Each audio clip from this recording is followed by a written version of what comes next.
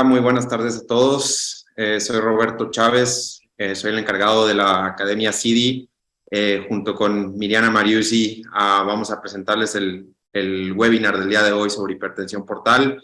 Y sin más que decir, les dejo aquí a Héctor Ferral, que hoy va a ser el encargado de moderar esta sesión. Héctor, buenas tardes, gracias por estar con nosotros. Adelante, por favor. Muy buenas tardes, Roberto, Miri, muchas gracias. Gracias, Cristina, por hacer esto posible. Y el día de hoy vamos a presentar algunos casos de hipertensión portal, casos difíciles, y tenemos el placer de tener como invitados a dos grandes amigos míos, la doctora Guadalupe García Sao, que es una experta hepatóloga conocida mundialmente, y a un gran amigo mío, George Behrens, que trabaja en Chicago. Él es radiólogo intervencionista, y el título de la presentación para mí es Damos el zarpazo. El zarpazo era casi una forma coloquial de hablar en México, de decir, ¿hacemos esto o no lo hacemos? Y les vamos a presentar casos de tips controversiales, básicamente tips con MEL sodio alto, alta bilirrubina, si hay indicación o no hay indicación de profilaxis, y discutir con los expertos las opiniones de ellos. Y sin más decir, vamos a saltar al primer caso. El primer caso es un paciente masculino de 48 años de edad que es originario de Honduras. Tiene diabetes insulino dependiente y una cirrosis calificada como criptogénica. Él no es alcohólico, no es adicto a drogas, no tiene hepatitis ni B ni C. Él tenía una historia de hemorragia varicial manejado con bandeos. Lo bandearon en mayo de 2020, en julio de 2020 y en agosto de 2020. Después de los bandeos se manejaba con carvedilol 3.1 miligramos 2 veces al día, Lasix 20 miligramos diario, espironolactona. En ese tiempo no tenía ascitis y en ese tiempo su MEL sodio era de 9. Aquí viene mi primera pregunta para la doctora García Sao. ¿Cuántas veces tiene alguien que bandear antes de que se recomiende un TIPS? O sea, ok, el paciente, el primer episodio de hemorragia fue en mayo de 2020. Antes de eso, fue como en abril de 2020. Bueno, haz de cuenta que sangró. Me interesaría saber si venía recibiendo profilaxis para la prevención de hemorragia, porque eso en un momento dado va a ser una decisión en cuanto a si falló betabloqueadores o nunca ha tomado betabloqueadores. Sí, antes de su primer episodio estaba virgen a tratamiento. Perfecto, entonces abrió con hemorragia por varices, entonces este paciente hay que darle tratamiento para prevenir la segunda hemorragia, que es con ligadura y con betabloqueadores. Pero la ligadura la repites, bueno, cada 4 a 6 semanas, una cosa así, hasta que se erradica.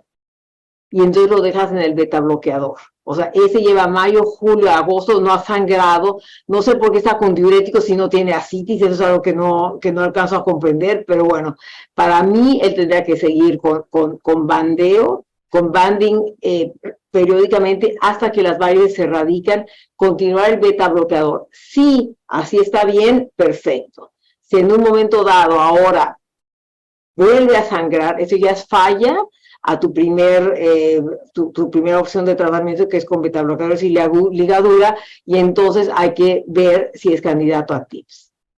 Perfecto. O sea, que hasta ahora no creo que haya fallado porque no ha sangrado nuevamente, entonces está haciendo tratamiento habitual. No sé por qué está con diuréticos, pero bueno. Y tiene así lo teníamos. Ajá. George, ¿algún comentario al respecto todavía?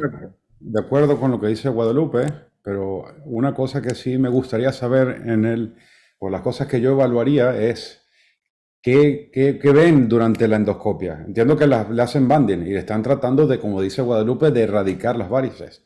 Pero supongamos, él tiene... Sí, lo describen como 4, varices de gran tamaño y eran varices sangrantes. Entonces, claro, la primera era sangrante, la segunda probablemente es una screening, o sea, una follow-up, y la tercera probablemente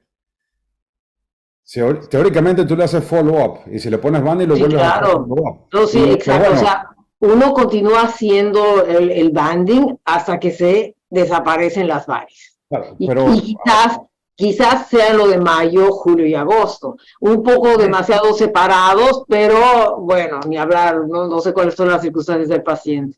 Circunstancias sociales, eso se los tengo que aclarar. Las circunstancias sociales son malas. Él es indocumentado, viene de Honduras y con lo cual su tratamiento, el tipo es muy apegado a su tratamiento, siempre viene a sus consultas, se toma sus medicamentos, pero tiene la desventaja de su problema social, que de hecho es bastante común acá en Nueva Orleans.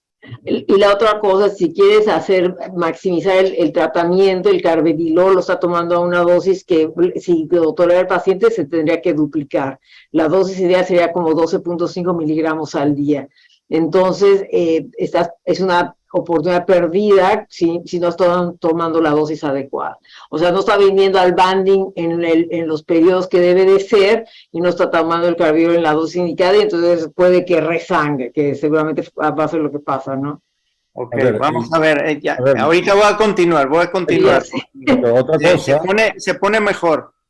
Otra cosa es que, a ver, él ya tiene su primer episodio de compensación por sangrado. Si el paciente está, obviamente, cuando yo supongo que cuando dices no tiene ascitis es porque el medicamento, la dosis que tiene, que sigue siendo muy bajas, hace que no esté sintomático de la ascitis, ¿correcto?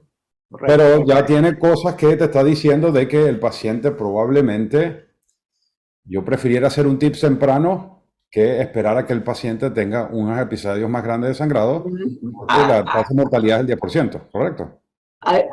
Yo un poco en desacuerdo estoy, sí, o sea, porque no estoy segura que jamás tuvo ascitis, ahora está bien controlado, o sea, es una ascitis que si la tuvo antes está respondiendo al tratamiento, en ese momento yo no contemplaría TIPS aún. Ok, les voy a seguir presentando el caso, pero se pone mejor. Ok. En abril del 2021, o sea, desde agosto de 2020 a abril de 2021, el paciente está bien, no presenta ningún episodio de sangrado. En abril del 2021 se presenta al servicio de urgencias con fiebre, ascitis, sepsis. Le encuentran Streptococcus agalactiae en el cultivo de sangre. Lo manejan con antibióticos y en esa ocasión, en abril del 2021, sí ya le hicieron una paracentesis, les drenaron 5 litros de ascitis y en ese tiempo ya se empieza a descompensar incluso más, ya su MEL sodio es de 15 y su bilirrubina sube de un nivel que tenía normal antes de, o sea, en agosto, ya la bilirrubina le empieza a subir y ya es 2.3. Continúo. Él, después de este episodio de sepsis, en abril del 2021, estuvo completamente estable, sin sangrar, hasta abril del 2022. Sí, sin ascitis. Se le controló completamente la ascitis, Lupita. Completamente la ascitis. Le subieron la dosis de diuréticos y su ascitis estaba completamente bajo control. ¿Ok? En abril del 2022 regresa con un CT scan que lo pueden ver aquí. Tenemos, no sé si pueden ver mi flecha. ¿Se puede ver la flecha o no? Sí. En la pantalla. Sí, ok. Sí. So, ahora tiene ascitis significativa, su vena porta izquierda está permeable, la vena porta derecha está permeable. En el estómago y en el esófago no se ven grandes varices, sin embargo podemos ver que en ese lapso ha desarrollado unas varices retroperitoneales bastante grandes. Ya en abril del 2022 se empieza a descompensar un poquito más, su MEL sodio es ya de 16 y su bilirrubina va progresivamente elevándose a 4.4. Aquí quiero interrumpir y quiero que me digan ustedes su opinión de cómo va esta situación. No, pues no va bien, pero no sé si Por el eso lo estoy paciente, presentando. pues, claramente, pero quiero saber si el paciente tiene posibilidades de trasplante. O sea, porque en No. este momento claramente ya se ha descompensado, incluso desde la vez pasada que ya tuvo como una peritonitis bacteriana, una sepsis o algo así, fue muy afortunado, se controla, vuelve otra vez, ahora parece sí que está bien descompensado, ¿no? Y que se tendría que empezar la evaluación para trasplante. Fíjate, Ahorita Lupita, yo no haría nada hasta no ver que realmente no me está respondiendo, no está sangrando, no tiene nada, todavía es candidato a seguir tratamiento médico. sí, No sé, George, fíjate, Lupita, antes de que George opine algo, quiero decirte que mi práctica aquí en Luisiana es bastante triste porque vemos pacientes que yo hubiera mandado varios pacientes a trasplante y simple y sencillamente no podemos porque socialmente quedan excluidos a trasplante. Y es una situación muy triste, con lo cual tenemos que hacer lo mejor posible para sacarlos adelante y sin un trasplante. Eso lo tengo que aclarar ok, y no, ni no, modo, así es como es acá sí, sí, donde sí. yo practico. Después de abril del 2022, él le modificaron sus dosis de diuréticos y de hecho respondió bien. A este paciente lo pusimos en un programa que tenemos aquí de evaluación para paracentesis de largo volumen cada semana. Entonces, él venía cada semana y en algunas de las visitas no tenía nada de ascitis, en algunas de las visitas tenía muy poquita ascitis, a tal punto que yo le decía, no te tenemos que hacer la paracentesis, pero él se empezó a descompensar más. Entonces, en abril del 2022, Pero como descompensarme en qué sentido. ascitis, básicamente ascitis. Él Ah, nunca sangró, después de los bandeos, jamás sangró, ¿ok? pero no dijiste que había veces que no tenía líquido. Sí, sí, sí. O sea, como te digo, él era muy apegado a su tratamiento. Y sin embargo, cuando se presenta en abril del 2022 con tanta citis, empezamos a discutir si le deberíamos de hacer un TIPS. Pero aquí yo realmente no quería saltar a hacerle un TIPS porque estaba un poquito preocupado porque su nivel de bilirrubina era de 4.4. Paciente totalmente apegado a su tratamiento, muy responsable. Sin embargo, entre mayo del 2022 y julio de 2022, requirió 5 Bueno, paracentesis. ahí sí ni hablar. Este paciente ya hasta se pasó. O sea, estamos diciendo que si tienen 2 en 3 meses, ya son candidatos a TIPS. Entonces, este paciente ya la superhizo. Ahora no sé si está muy apegado, obviamente no está tomando sal, está tomando sus diuréticos. Este paciente tiene ascitis que no está respondiendo a diuréticos y que es candidato a TIPS. Ok. Ahora, la cosa es que si no hay posibilidad de trasplante, etcétera, el paciente no tiene encefalopatía, ¿verdad? No, Entonces, nunca ha tenido encefalopatía. ok, o sea, yo estaría totalmente de acuerdo en evaluarlo para TIPS. Lo que no entiendo es para qué necesitamos una biopsia transyugular. Ahorita te digo por qué. Uh-huh. En cuanto al nivel de bilirrubina, ¿cuál es el nivel de bilirrubina que tú dices, ok, aquí todavía lo meto a TIPS o digo, no lo voy a meter a TIPS? ¿Tú tienes algún nivel límite? No, a mí me lo determinan los radiólogos intervencionistas y yo tengo que pelear siempre para decir si el paciente no tiene encefalopatía, y sobre todo si no tiene posibilidades de trasplante y es ya una cuestión de calidad de vida, yo diría, y esa bilirrubina de 3.7 no me espanta en lo más mínimo.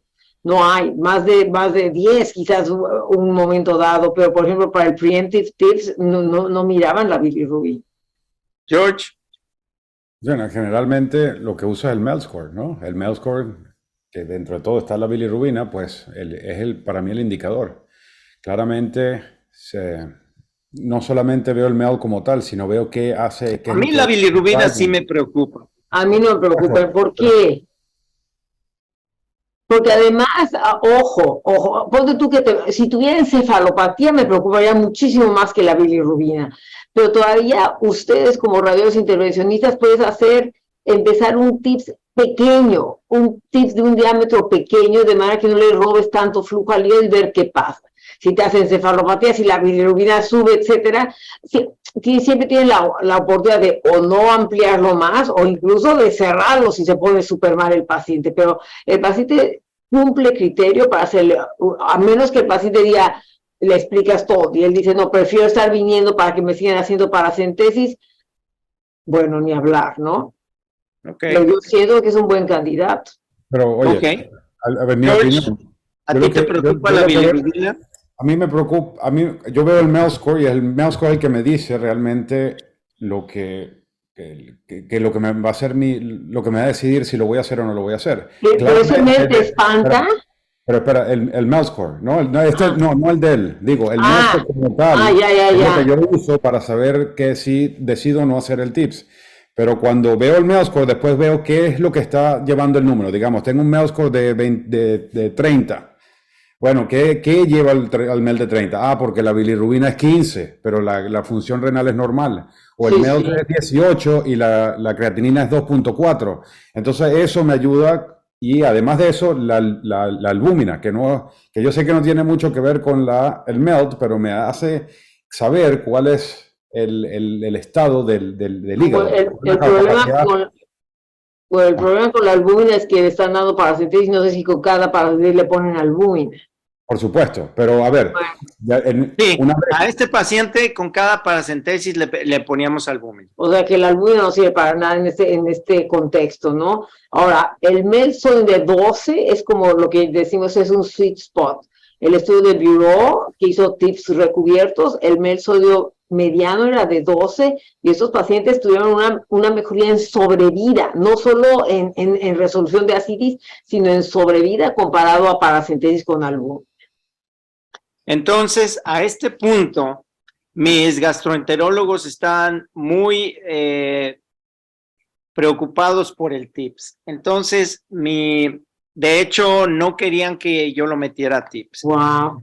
Ajá, wow is right. Entonces, mi propuesta fue ponerlo para biopsia transyugular por dos cosas, para medirle el gradiente y para confirmar que era cirrótico y que no había ninguna otra causa de cirrosis que no conociéramos.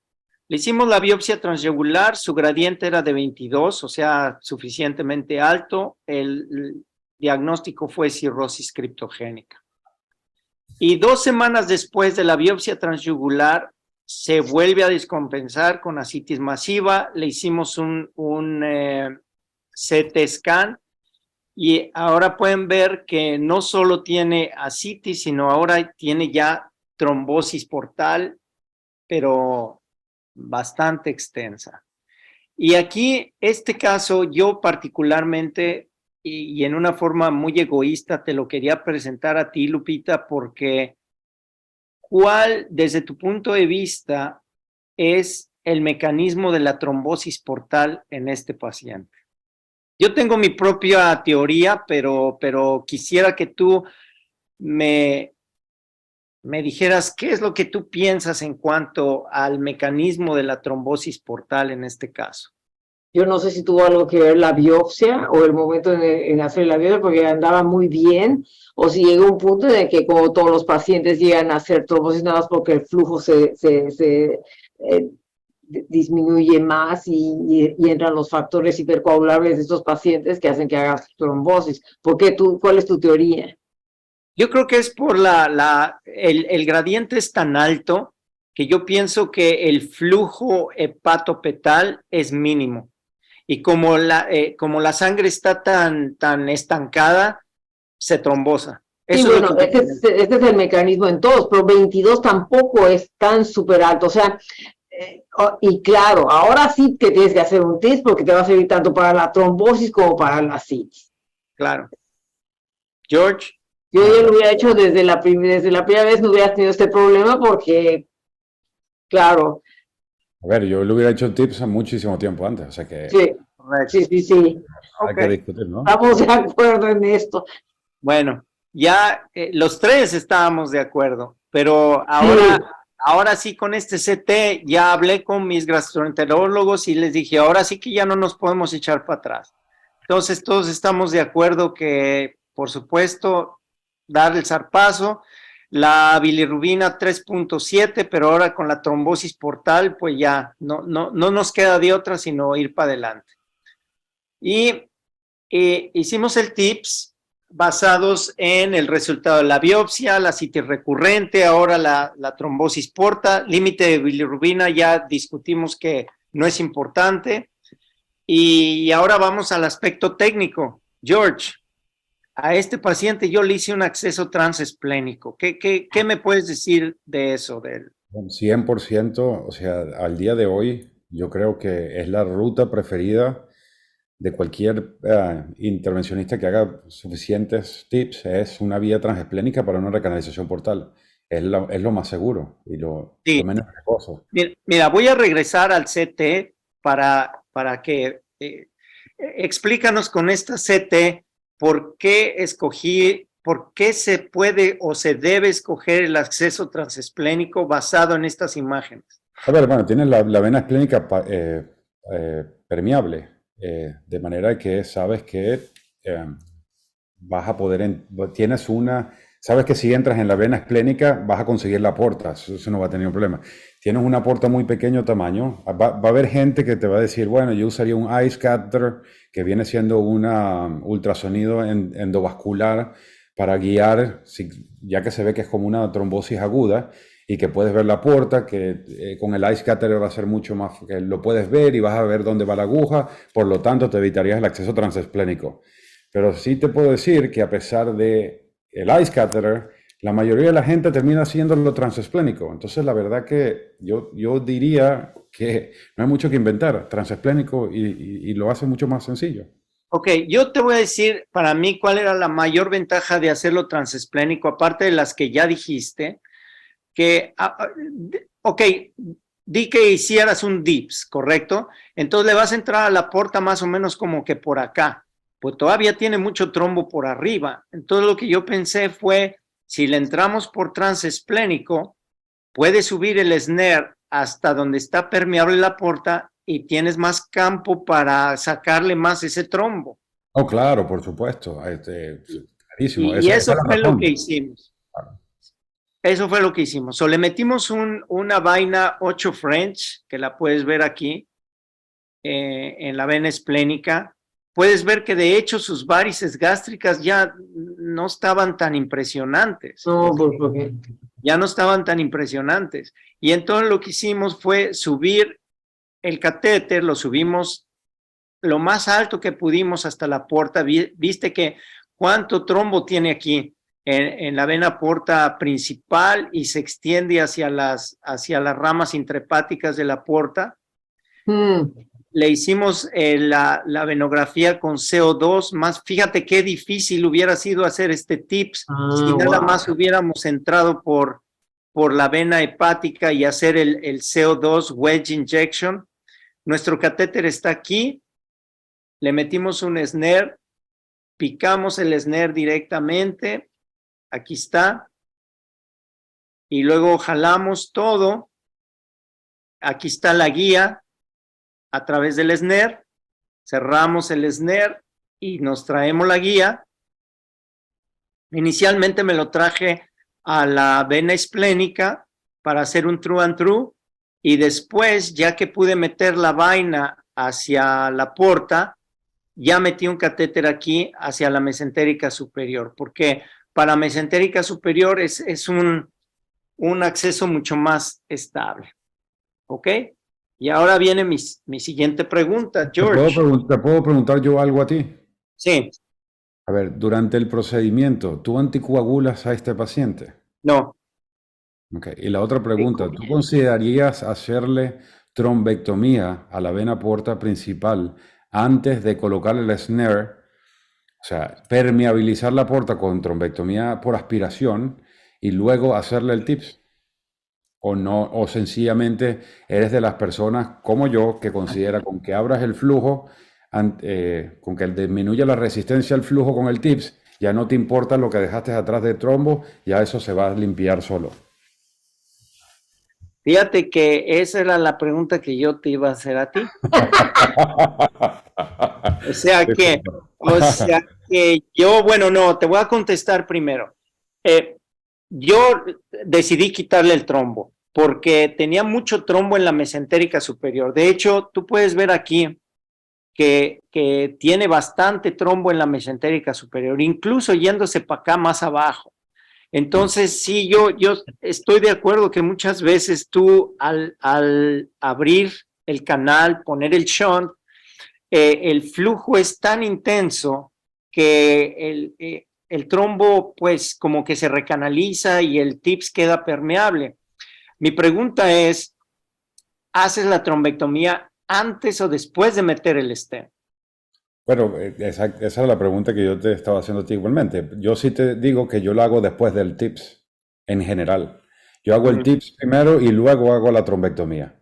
Porque al fin y al cabo, la otra teoría o el otro grupo de gente que dice que no tiene que hacer trombectomía es colocación del stent y se acabó. Entonces, pues, hago una combinación de las dos. Pero la pregunta que me han hecho a mí es, ¿por qué no le haces trombectomía primero y luego sube el snare y luego le haces el TIPS? Yo, de hecho, primero subí el snare, Exacto. generé el trayecto y luego le metí la trombectomía antes de ponerle el stent. Okay. Entonces, le hice la trombectomía con el Inari, el 20 French. Sacamos bastante coágulo de la mesentérica superior. A la esplénica no me metí, o sea, básicamente la trombectomía la hice en la porta principal y en la mesentérica, y después de limpiarle lo más que pude, ya le puse el stent, y aquí en esta imagen tienen el resultado final. Un TIPS permeable. Fíjate, esto, George, ¿qué piensas tú de esta imagen? Bueno, ¿es real o es de flujo? ¿Es No, por yo flujo creo que o es real. es real? Yo creo que es real. Bueno, yo no o sea, al parecer tiene un buen flujo, o sea, se ve que no es flow limiting, por lo tanto yo lo dejaría así y él solo se va a limpiar, se va a abrir, pues, se va a repermeabilizar solo. No me preocupa eso, para nada. Sí, de hecho, el flujo era tan bueno que a mí no me preocupó mucho. Yo no sabía si esto era trombo mural en la porta o si esto era una disección en la vena porta, que yo sí las he visto, ¿eh? Oh, sí, eso es terrible, ¿ah? Eh, Las disecciones, pero sí, ahí te limitan el flujo, la disección, y se te tapa. exacto. Y fluía tan bien que yo dije, bueno, ahí lo dejamos. Y ahí Mm. lo dejé. Y de hecho, este paciente le fue bastante bien. El ultrasonido que tienen aquí es un ultrasonido que le hicimos una semana después del TIPS. El paciente estaba completamente asintomático. Su MEL sodio se quedó en 15. A pesar de que la bilirrubina le subió a 5.9, él se ha mantenido sin encefalopatía. Está ictérico, pero la citis ha mejorado muchísimo. Y ahora les voy a enseñar un poquito más el follow-up. Yo, de hecho, lo acabo de ver a este paciente hace 3 semanas. Su TIPS fue en julio del año pasado, con lo cual ya tiene una supervivencia de casi 8 meses. Ha estado asintomático, no tiene encefalopatía y su ascitis está bajo control. Y esa es la escala que ha tenido de su bilirrubina. A mí me espantó un poquito porque sí, cerca de diciembre la bilirrubina le subió como a 8.5, 9, fue lo más alto que le llegó. Y esa es aquí otra pregunta, porque todo el mundo dice, oye, si le está subiendo tanto la bilirrubina, hay que reducirle el TIPS. Pero reducirle el TIPS no es una cosa tan sencilla. Y George, ¿tú qué opinas de reducción de TIPS? I mean, la verdad que yo no se lo haría. La verdad que la única razón que yo le haría Bueno, a ver, te lo iba a preguntar, que era ¿por qué no haberle embolizado la coronar, Las la varices, izquierda y el shunt esplenorrenal? Tenía un shunt esplenorrenal gigantesco. Además, sí. el que no tenga encefalopatías es que el tipo tiene un hígado Sí, fenomenal, caray. es decir, Ujú. porque tenía un shunt gigantesco. Que eso yo se lo hubiera embolizado durante el TIPS. Pero, a ver, para reducirle el TIPS, pensando que voy a mejorar la perfusión del hígado, yo te... la verdad que no lo haría. Pensaría más en embolizarle el espleno renal, que Estoy de acuerdo. vaya todo hacia el hígado, Sí, sí, embolizarle, totalmente. Sí. ¿entiendes? Ahora, te voy a decir que él no ha tenido ningún problema con Exacto. ni con el shunt, ni competición de flujo, ni nada por el estilo, ¿eh? Y me diste presión, o sea, ¿tenías un gol de presión portosistémica después de poner el TIPS? O Sí, nada más. sí, Lupita, y en ese aspecto, esa pregunta es muy importante porque mucha gente habla de overshunting, ¿no? En este momento, el stent que estamos utilizando es el nuevo stent de Gore, que es el de Sí. Flow Control, el Flow El Control control, sí. Diator, o Controlled Expansion. Y ese es, no sé si estás familiarizada con él, es un stent graft que parece, es hourglass, o sea, tiene en medio, el diámetro La es de 8 estructura. milímetros y en las orillas es de 10 milímetros, o sea, que es como un reloj de arena. Entonces, lo que yo estoy haciendo ahorita es solamente los tips, los estoy dilatando con 8 milímetros y lo dejo así. Y el Perfecto. gradiente me parece, o sea, yo no, para citis, no me voy para un gradiente de menor de 8 ni nada por el estilo. Yo Perfecto. lo dejo en el 8, veo cómo va el paciente, si veo que no responde, los meto a revisión y vemos si lo dilatamos más o no. Porque Está si lo perfecto. dilato de más, puede caer en encefalopatía. Totalmente, y totalmente. Esas son las recomendaciones tanto de Baveno como de la conferencia de Alta, y en el review que escribimos, que es esto. Para citis, tratas de empezar con el stent más chico y luego vas viendo a ver qué pasa según la respuesta de la citis y la presencia o ausencia de encefalopatía, ¿no? Estas son tus dos cosas que estás viendo. La bilirrubina, mira, no hay nada que hacer. El paciente no es candidato a trasplante, puede haber un elemento de hemólisis, no me preocupa mayormente. Mientras no tenga encefalopatía y la citis está controlada, está perfecto. Excelente. Perfecto. Pues ese fue mi ¿Este es primer el caso. paciente? No. No, no, no. Este es un muy Ah, buen amigo mío. No, no, no. yo No, dije, qué bárbaro. la foto del paciente. No, no, no. Esta foto nada más la puse porque, Este no tiene ictericia. no, hombre. Imagínate tú, me contratas mañana, ¿no, Lupita? Ok. Ahí va el segundo caso. Este caso es súper interesante. Un masculino de 45 años de edad con hemofilia A, cirrosis por hepatitis C, que la adquirió a través de transfusiones cuando era más joven. Se presentó, bueno, sabíamos que tenía varices esofágicas grado 3, no tenía historia de sangrado, no tenía citis, pero a él lo admitieron con un hematoma espontáneo del brazo izquierdo. Eh, Como sabían que tenía cirrosis y es historia de varices, consultaron al servicio de gastro para hacerle una endoscopía. Le hacen una endoscopía, le encuentran unas varices esofágicas bastante grandes, ahorita les enseño la foto. Tenía gastropatía portal y varices gástricas. Y ahí va la foto. Este es el hematoma del brazo, un hematoma espontáneo en el brazo, lo pueden ver aquí, bastante grande. Esto fue lo que lo trajo al hospital, ¿ok? Y aquí están las varices, Muy sabios los endoscopistas, ¿eh? ¿ok? Y aquí está el CT. En el CT puedes ver que probablemente lo que veíamos aquí en la endoscopía era nada más como que la punta del iceberg, porque tenía varices por todos lados alrededor alrededor del estómago. Ves aquí un hígado cirrótico, portal es permeable. Ok, antes de continuar y decirles qué fue lo que hicimos con este paciente, yo te quisiera preguntar, Lupita, Beta bloqueadores, period. Espérame tantito. ¿Cuántos pacientes hemofílicos ves tú? No. Así como No, nunca. He tenido con otras discrasias sanguíneas, pero este hombre no ha sangrado.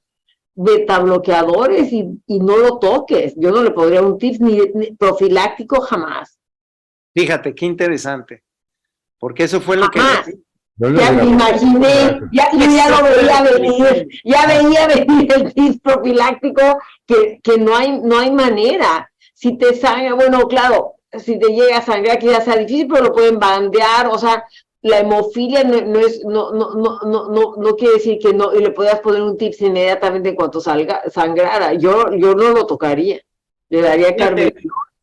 Qué bueno que traje este caso, porque como te menciono aquí, el servicio de gastro, de hecho, Estoy totalmente de acuerdo con ellos. No bandearon, pero ellos fueron los que nos mandaron el paciente a nosotros para tips profiláctico. ¿Me lo vas a creer o no? Porque cuando lo vieron y basados en lo que habían visto en el... Les dio miedo. Les dio mucho miedo. Y créeme que mis gastroenterólogos son buenos. Y en la mayor parte de las veces, ellos son los que me dicen que yo no haga el tip. Esta es la primera vez que me llaman ellos y me dicen, oye, este paciente necesita un tips. Lo consultamos con el servicio de hemato-oncología y hemato-oncología dijo, bueno, pues sí, este paciente tiene riesgos de sangrados espontáneos.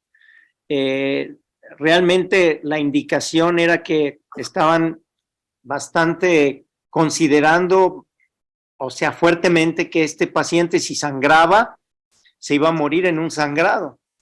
Y tanto hemato-oncología como gastroenterología recomendaron el tips profiláctico. Y yo te voy a decir algo. Ahí está. No. ¿Existe el tips profiláctico? No existe el tips profiláctico. Cuando me presentaron este caso, yo dije, señores, estamos haciendo algo que está totalmente fuera de lo que recomienda la literatura. Totalmente. Este paciente jamás ha sangrado. Y bueno, sí, las varices se ven horrorosas, pero finalmente nunca ha sangrado. Y puedes bajar la presión y disminuir la incidencia de hemorragia dándole un beta bloqueador. Yo no creo que si sangrase, o sea, va a ser más complicado quizás, pero vas a hacer lo mismo que haces totalmente y le puedes poner un tips inmediatamente. O sea, puede no sangrar jamás. Te voy a decir algo. La diferencia entre hacer un tip selectivo y un tips de emergencia es enorme. Yo te entiendo. El problema fundamental es que quitarle el flujo al hígado en este momento puede tener consecuencias. No sé cuáles son sus pruebas ahora, no sé cuál es su albúmina, etcétera, pero poner un tip siempre implica que le vas a quitar flujo al hígado. A un hígado que ya está cirrótico. Ahí te va. George, ¿has hecho algún tips profiláctico alguna vez?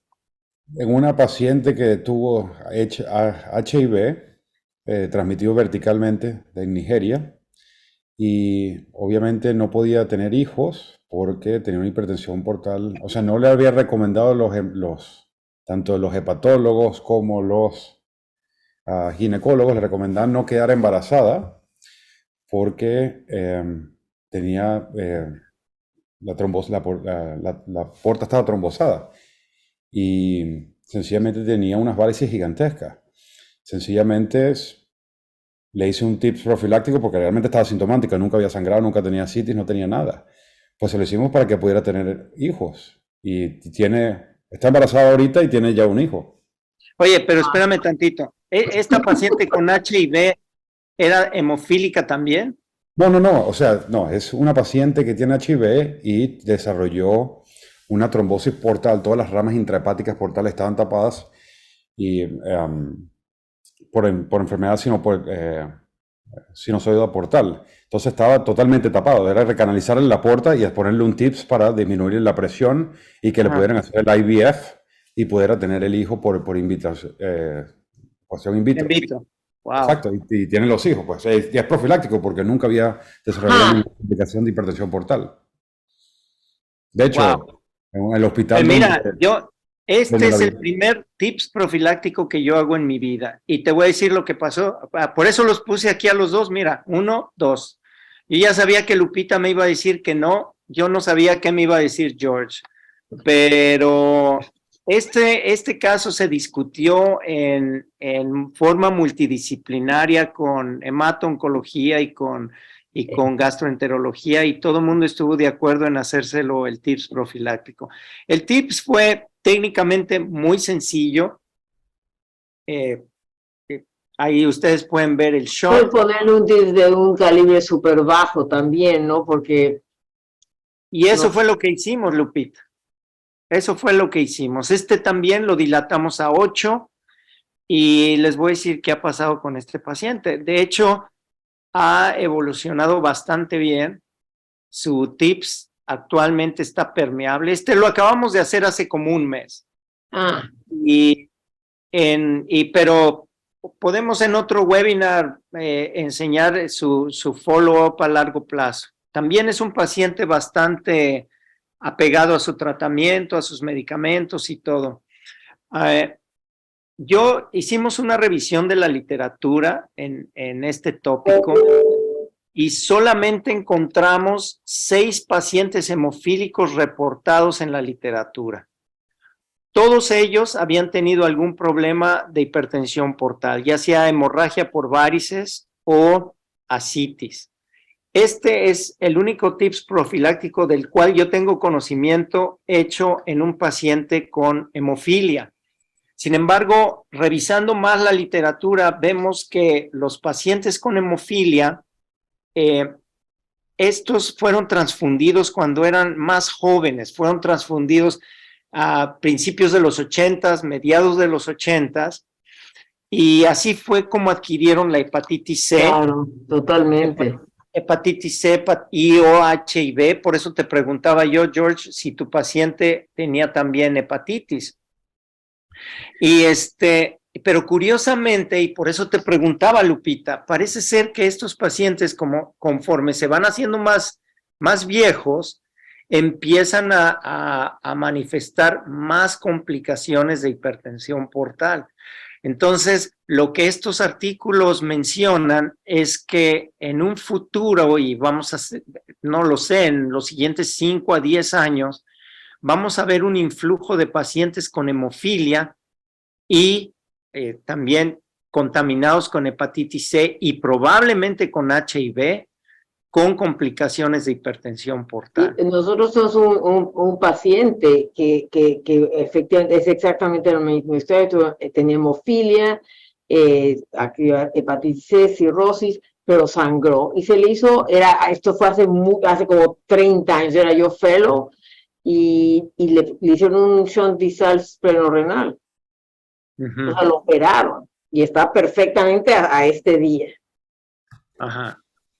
Fíjate que este grupo de pacientes va a ser un grupo de pacientes muy interesante que probablemente vamos a empezar a ver más de estos, Lupita. Y curiosamente dicen que si nada más tienes hepatitis C, tu evolución clínica es de hecho un poquito más favorable. Claro, lo que pasa es que ya hay tratamiento. Entonces estos pacientes, si lo vas a tratar de la hepatitis C, o sea, y no sé si a este paciente lo trataron, no hubiera sangrado jamás, porque la presión portal le va bajando poco a poco, pero va bajando, porque va quitándose. Eso es lo que estamos estudiando ahora, es regresión de cirrosis en los pacientes en los que la etiología se cura totalmente, se elimina. ¿Y cuál ha sido tu experiencia en ese aspecto? No, en ese aspecto, lo que pasa es que las varices es muy difícil, pero la ascitis se va. por ejemplo, totalmente desaparece. Entonces, esto quiere decir que la hipertensión sinusoidal se va, lo cual quiere decir que la presión también de las varices va a ser menor y que el sangrado va a ser menor. Ahora, habiendo dicho esto, tenemos un paciente que reportamos en Hepatology, que justamente el otro lado tenía varices muy grandes, había sangrado, se le trata de hepatitis C, todas sus pruebas mejoran, la citis se le va y vuelve a sangrar. Entonces, esto es justo lo que estoy tratando de estudiar. ¿Cuál es la regresión y en quiénes se va la hipertensión portal y en quiénes no? Esto es, o sea, porque obviamente al paciente se le fue un poco la hipertensión portal donde ya no tuvo ascitis, sin embargo, no, este paciente me parece que no tenía ascitis, simple y sencillamente revirtió, sus pruebas se volvieron totalmente normales, pero seguía teniendo varices y sangró de las varices. Lo tengo reportado en Hepatology. Wow. Ok. Y les tengo... Muy buen caso, porque sí, nosotros, y eso de la discusión multidisciplinar es súper importante.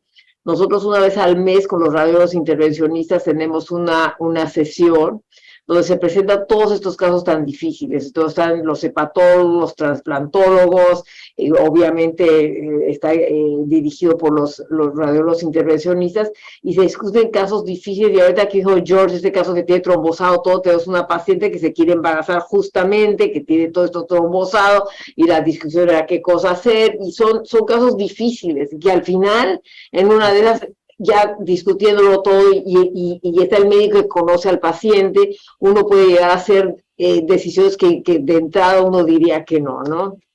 Sí, no, es un caso muy interesante y fíjate que de hecho nosotros escribimos una nota muy completa especificando que era un tratamiento no apoyado por la literatura. Claro. O sea, esto... Bueno, para el público que nos está oyendo, que hay 92, yo diría que esto es un caso único, efectivamente, sobre todo que el paciente está tratado, tiene varices muy grandes y que yo no, obviamente no las ligaría ni de casualidad, pero que le daría beta bloqueadores. Esto es lo que yo he hecho de principio. Y bueno, Lupita, y cuando tú tratas a los pacientes con beta bloqueadores y les vuelves a hacer endoscopía, ¿tú encuentras disminución en el tamaño de las varices? Cuando hicimos el estudio de propanolol, lo que pasa es que es súper difícil ver el tamaño de las varices y qué sé yo, es muy difícil, pero en el estudio de propanolol que hicimos había una disminución en el tamaño de las varices, pero es muy dependiente del observador, no son datos que son, no puedes estadiar las varices muy bien cuando es una endoscopía. El interobserver variability es muy grande. Ok. Bueno, mira, estoy viendo que son 10 para las 10 para las... Podríamos parar aquí y abrir el foro a preguntas. Está bien. ¿Y qué les parece eso? Como quieran. ¿Les parece bien? Tú eres el que diriges. George, ¿qué te parece? Me parece bien. A ver. Sí, pues tenemos 10 minutos. Abrir preguntas al foro. Pediría a Roberto y a Miri que regresen, y no sé si hay preguntas del foro y nos quedamos con estos dos casos que ya presentamos. Me gustaban mucho estos casos, ¿eh? Gracias, muchas gracias. No, buenísimo para discutir. Gracias a los tres por su participación. A todos los que están atendiendo, si fueran tan amables de escribir sus preguntas en la sección de Q&A, las podría yo leer para Héctor, la doctora García Sao y el doctor Berens. Las preguntas que están es, en el primer caso, ¿qué gradiente post-tips tuviste y el diámetro del stent, Héctor? ¿Y qué gradiente tomas, porto cabal o porto aurícula? Las preguntas en base al primer caso. Perfecto. El stent lo dilatamos a 8 milímetros, el gradiente se lo bajamos a 10, y lo que estamos haciendo nosotros es, al final del TIPS, lo que yo hago es mido la presión en la vena porta y con la vaina que tienes en la presión en la aurícula, ¿ok? Y ya que veo que el gradiente es adecuado, o sea que tenemos un gradiente menor a 12, que es mi meta es tener un gradiente menor a 12, pero no un gradiente tan bajo como 3 o 4. Todo lo que hacemos es que metemos un catéter recto a la vena porta y hacemos mediciones de presiones progresivamente regresando. O sea que al final de cuentas vas a tener presión en la vena porta, en el en el medio del stent y en donde el stent se abre a la vena hepática. ¿Ok? Entonces, tratando de contestar la pregunta, pues medimos las presiones en todos lados. Y en realidad hemos encontrado muy poca diferencia entre la presión que encontramos en donde abre el TIPS básicamente hacia la vena cava y la presión que encontramos en la aurícula derecha. O sea que en realidad te puedo yo decir que si hay alguna diferencia va a ser de 1, 2 milímetros de mercurio a lo máximo. Es lo que yo estoy viendo.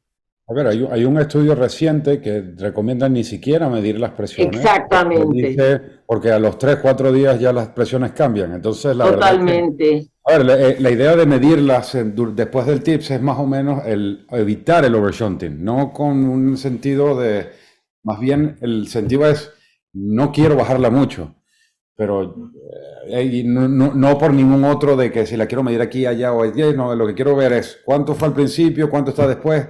Creo que logré el objetivo que tenía, punto. Eso es todo lo que para que la mida. Pero no, la paciencia en eso no pareciese que no hubiera mucho.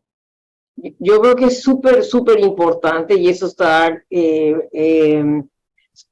sostenido por las guías recientes, tanto de Baveno como de Alta, es que son dos cosas diferentes cuando uno pone el TIPS para hemorragia por varices, cuando pone uno el TIPS para citis. En el TIPS para citis hay que empezar con el stent más pequeño, porque no es una urgencia. El paciente no se va a morir de la citis, o sea, a menos que se infecte y uno lo puede tratar. Entonces, uno tiene tiempo de manera que no se tiene que expander al máximo. Hicimos un estudio con Filipos Kepis en Módena y él empezó con 6, un underdilated TIPS de 6 milímetros de mercurio y los pacientes tenían menos encefalopatía y seguían sirviendo para la citis. Ahora con el stent de Gores, uno empieza con 8, deja al paciente, mides la presión es nada más para saber en qué quedó, pero no para guiar cuánto vas a dilatar el TIPS. Por eso el stent más chico,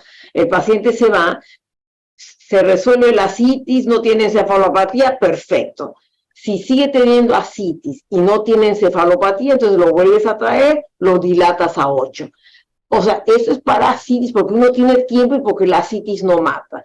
La hemorragia por varices mata. La hemorragia por varices no tiene que bajar la presión para que dejen de sangrar esas varices, y ahí sí que tienes que medir, tiene uno que bajarlo por menos de 12 milímetros y ahorita discutimos de dónde a dónde, porque, bueno, claro, yo no hago esos procedimientos, esto es pura teoría, no bla, bla, pero las guías dicen que, y la evidencia muestra que 12 milímetros de gradiente es por abajo de 12 el paciente ya no sangra. Entonces, cuando uno hace TIPS para hemorragia por varices, lo que uno trata de hacer es bajar ese gradiente por menos de 12. Entonces, lo dilatas hasta donde quede. Y yo, el problema, y esto está en la agenda de investigación, de ver cuál es el que se debe tomar, el de la aurícula o de la vena, porque uno idealmente quieres tener una presión intraabdominal para que ese gradiente funcione. Entonces, en hemorragia por varices es más importante tener con más precisión ese gradiente. Y si no puedes, ponte tú, o el paciente ha tenido mucha encefalopatía y le da miedo dilatarlo demasiado,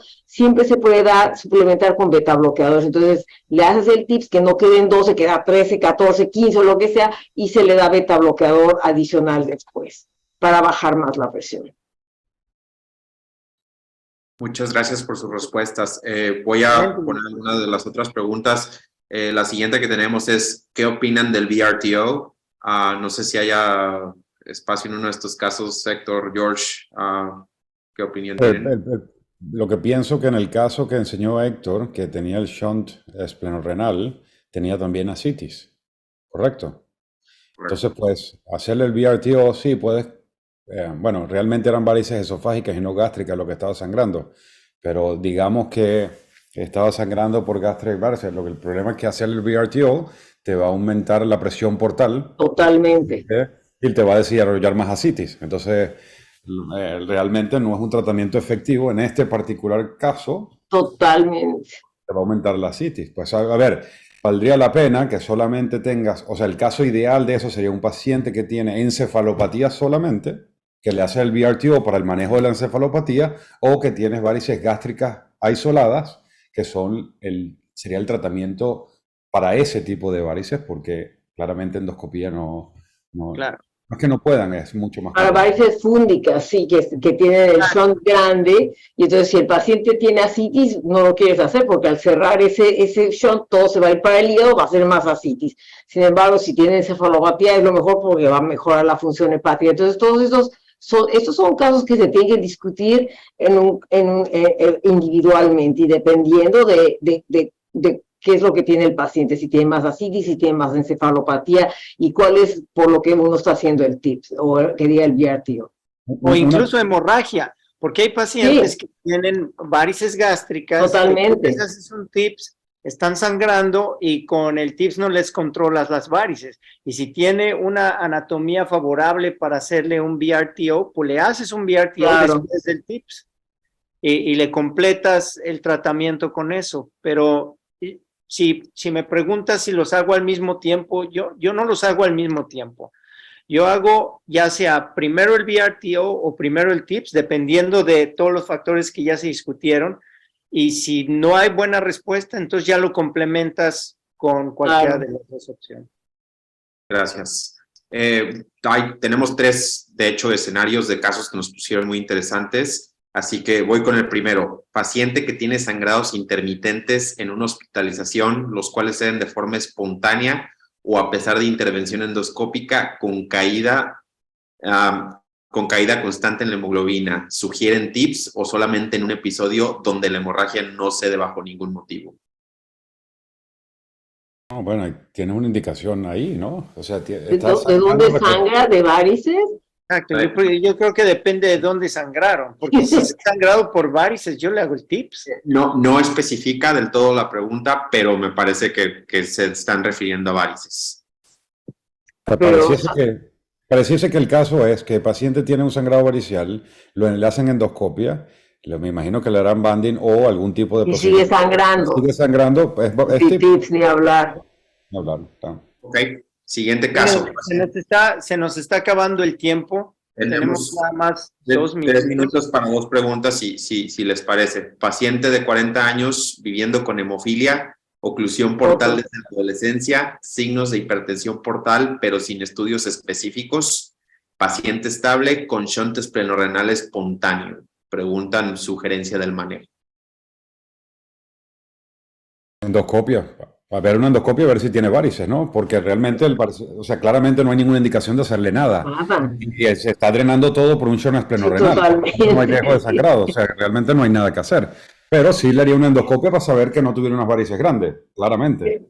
Mi moto siempre ha sido less is more. Ahora, el último caso, tenemos una mujer de 33 años con trombofilia primaria y deficiencia de JAK2. ¿Cuántos trombofilias? Ya sé, cambios por trombosis por los más que ha habido en mi vida. Intrayecto nativo permeable, actualmente con extensión de la trombosis a la vena esplénica con recanalización a nivel del línea, me parece que quisieron decir aquí, con 2 bandeos previos. La pregunta es si la paciente es candidata a TIPS. Bueno, habría que ver con los estudios, ver todo lo que está planteando, porque se está planteando un caso que en un hígado, digamos, la función hepática es totalmente un MEL score. Bueno, no sabemos si es hepático o no. La enferma ha sangrado en 3 ocasiones, por lo menos. Es otro dato que pusieron. Ha sangrado 3 veces. Me imagino que del punto de vista hepático no es cirrótico. No es un paciente cirrótico, ¿correcto? Claro. No debería ser. Lo estaba haciendo la indicación sería una recanalización portal, tips para una recanalización portal, y sí sería un manejo, no hay por qué no, o sea, sí sería una opción. o tomando en cuenta cuáles son todos los estudios y la evaluación y haciendo un buen análisis del caso completo, pues. Totalmente, pero es fundamental conocer el caso completo. Correcto. No es cirrótica la paciente, nos aclaran ahorita. Ok. Esos pacientes responden peor, ¿eh? Responden peor. Yo tengo muy mala experiencia con recanalizaciones portales, TIPS en pacientes con trombofilia y problemas de coagulación. O sea, les puedes hacer la recanalización, les puedes hacer el TIPS, pero por alguna razón estos pacientes se retrombosan y es una pesadilla eso. Totalmente. Porque de alguna forma los pacientes con hipertensión portal mantienen el shunt abierto, como decía George. Y estos pacientes que no tienen un hígado cirrótico, sus gradientes no son tan altos, con lo cual el flujo a través de esos stents que ponemos no son óptimos. Los pocos casos que yo he hecho así, los he mantenido permeables por 3, 4 años y regresan, se retrombosan y es un grave problema. Tengo un par de pacientes que estoy siguiendo ahorita con trombofilia y pues son casos muy difíciles. No le has embolizado todas las colaterales. O sea, digamos, todos los shunts espontáneos se los embolizas o no. Porque eso es probablemente un factor importante. Recanalizar la aorta y si tiene un esplenorenal, te lo tapas con glue y pega, ¿no? Con glue y coils, ¿no? Y todos los shunts espontáneos los eliminas y que todo tu flujo sea a través del shunt. Y pero a pesar de eso se tapa. Inclusive las rectales también. Ok, bueno, pues muchísimas gracias. Yo creo que cerramos porque ya estamos sobre el tiempo. Y a ambos, George, te agradezco muchísimo. Lupita, muchísimas gracias, de verdad. Apreciamos muchísimo que tomes tiempo porque sabemos lo ocupada que estás, pero que nos hayas ayudado con este webinar, pero creo que estuvo muy interesante, una discusión muy, muy amena y creo que todos aprendimos muchísimo. Se los agradezco mucho, de verdad, de todo corazón. Gracias Roberto y Miri por haberlo organizado y sí, pues a ver qué hacemos para el próximo. Muchas gracias sobre todo a los asistentes y les recuerdo a todos, número 1, que vamos a estar haciendo esto cada 2 meses y número 2, que traten de seguirnos en nuestras redes sociales, CDSOC en Instagram, porque por ahí anunciamos panelistas, próximos temas y es importantísimo para seguir la difusión con todos ustedes. Así que pues bueno, muchas gracias a todos y buenas tardes. Chao, chao. Gracias. Bye. Saludos a todos. Gracias.